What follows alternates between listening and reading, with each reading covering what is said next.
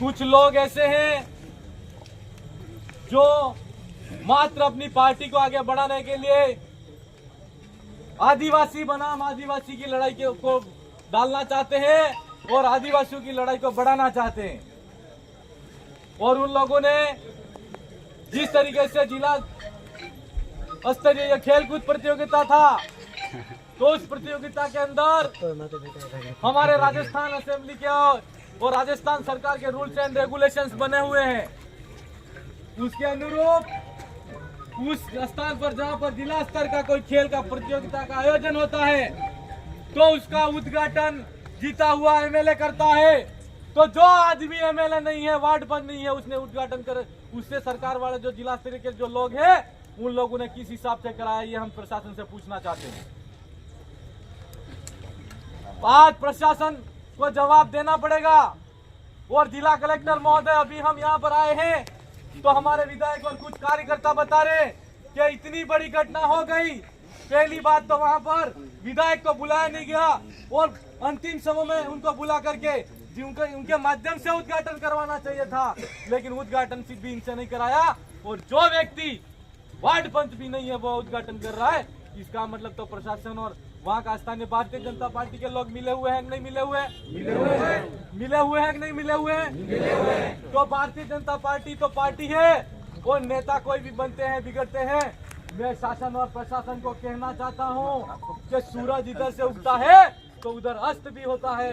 और आज हम विपक्ष में हैं, आने वाले समय के अंदर हम भी सरकार बनाएंगे और सरकार में शासन और प्रशासन को मेरा कहना है कि भारत देश के अंदर लोकतांत्रिक व्यवस्था है। उस व्यवस्था के माध्यम से जिला कलेक्टर हो, चाहे शासन प्रशासन के अंदर पुलिस विभाग हो, चाहे जितने भी विभाग हमारे आते हैं, उस विभाग के अंदर स्थानीय विधानसभा का विधायक होता है। उस विधायक को उद्घाटन के अंदर बुलाना होता है और अगर जो विधायक वहां पर बोलता है वही काम होना चाहिए, उसको पूछे बिना कोई काम भी नहीं होना चाहिए। आज गरियावास विधायक के विधायक क्या होता है? राजस्थान की जनता हो या देश की जनता हो, भारत के संविधान के अंदर वो ताकत है और उस ताकत के दम पर हमारे देश के अंदर लोकतांत्रिक व्यवस्था आई। तो शासन प्रशासन की जिम्मेदारी होती है कि वो वहां पर जीता हुआ जो विधायक है उसको पूरा प्रोटोकॉल दे और प्रोटेक्शन दे। आज एक विधायक और विधायक के साथ में जो घटना हुई, उसके साथ में जो बर्ताव किया गया, उसको लेकर हमारे कार्यकर्ता, चाहे यहाँ बांसवाड़ा डूंगरपुर के हो, चाहे पूरे राजस्थान के जो लोग हैं वो यहाँ पर उपस्थित हुए हैं। और उनके खिलाफ में जो बर्ताव किया गया, उस बर्ताव के किया है, तो हम शासन प्रशासन से कहना चाहते हैं कि आपने विधायक ने जो आपको एप्लीकेशन दी, उसके लिए आपने क्या कार्रवाई की या नहीं की? अभी तक कार्रवाई नहीं की और अभी तक उनको गिरफ्तार नहीं किया गया। तो हम आपसे पूछना चाहते हैं, जब एक विधायक के साथ में ये हो रहा है तो आम जनता के साथ में आप लोग क्या करते होंगे? ये सोचने वाली बात है। आम जनता की तो, जिनको लोगों को जेल में नहीं डालना चाहिए, उन लोगों को अगर अभी थोड़ा सा भी कोई बड़ा बीजेपी का नेता या कांग्रेस का नेता अगर कह देगा तो उस भाई को घर जाकर उठा कर लेकर आते हो। और एक विधायक और यहाँ पर जनप्रतिनिधि जिला कलेक्टर के सामने धरने पर बैठा है कि जो लोग दोषी हैं उनको गिरफ्तार करो। तो आपको किस बात की देरी हो रही है? या आप किसी पार्टी के विचारधारा के गुलाम लोग हो या किसी नेता के दबाव में आकर काम नहीं कर रहे हो? हम आपको भी कहना चाहते हैं कि भारतीय जनता पार्टी की सोच है वो हम जानते हैं। एक बात आपको पता होगी कि राजस्थान सरकार का एक मंत्री, कौन मंत्री? बाबूलाल। और एक वो मंत्री कौन था? मदन दिलावर। उन मंत्री ने क्या कहा था कि आदिवासी, क्या बोला था? आदिवासी कौन है? आदिवासी कौन है बोला? याद है? भूल गए? आदिवासी आपको भूल गए? आदिवासी के डीएनए को टेस्ट करना, ऐसा बोला था। किसने बोला था? दिलावर ने। और मदन जी दिलावर ने जब ऐसा बोला गया तो राजस्थान की जनता, दक्षिण राजस्थान के लोग हो चाहे पूर्वी राजस्थान के लोग हो, उन लोगों ने क्या किया? अपने ब्लड का सैंपल दिया कि नहीं दिया? और ब्लड का सैंपल दिया। और राजस्थान की विधानसभा के अंदर जब हम विधानसभा का सत्र चला तो हमने राजस्थान की विधानसभा को भी घुटनों के बल पे ला दिया। मैं शासन प्रशासन को भी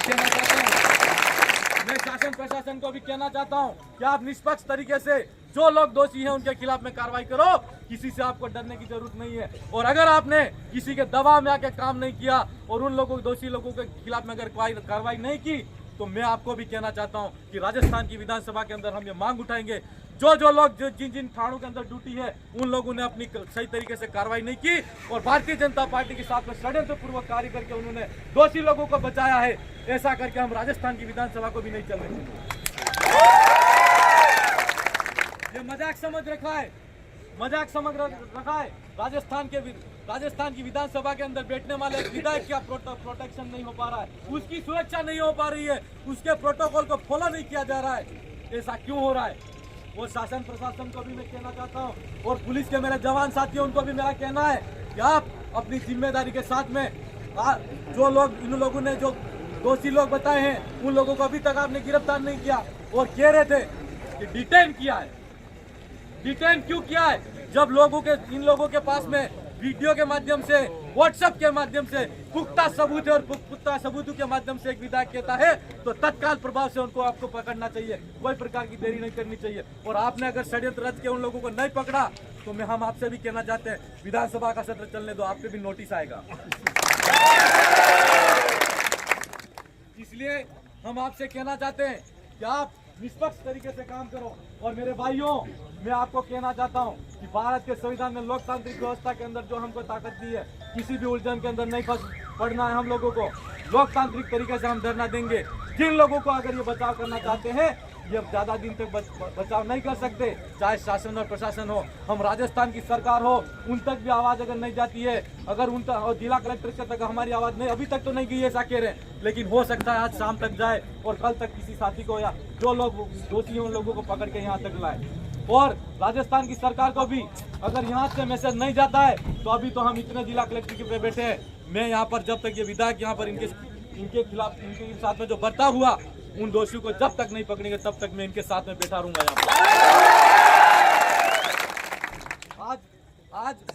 आज ये स्थिति है कि कानून व्यवस्था, उस व्यवस्था को संभालने के लिए आप लोगों की जिम्मेदारी बनती है, तो आप लोगों ने वो जिम्मेदारी को क्यों भी बखूबी तरीके से नहीं निभाया, ये हम आपको पूछना चाहते हैं और कहना चाहते हैं।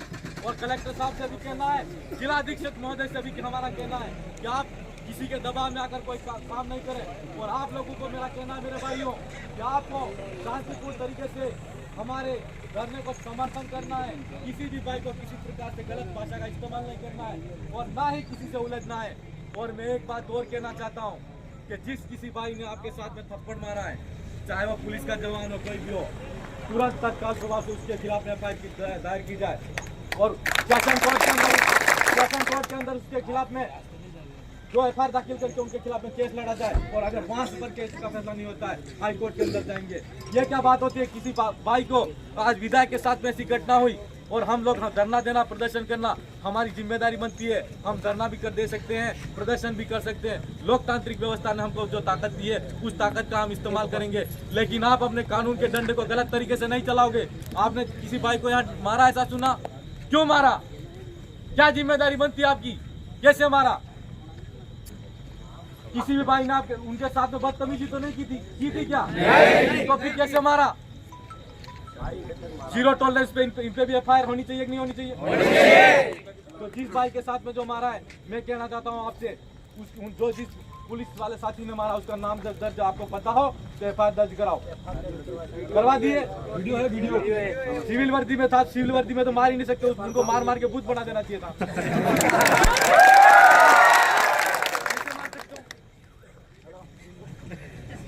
तो सबसे पहली बात तो हम आपसे ये कहना चाहते हैं कि आप अपने कानून का गलत इस्तेमाल मत करो। बीजेपी का गुंडा था कौन, कैसे पता? क्या पता लगा? इसका मतलब तो तुम पुलिस वाला कह रहे हो, लेकिन पुलिस वाला भी नहीं होना चाहिए।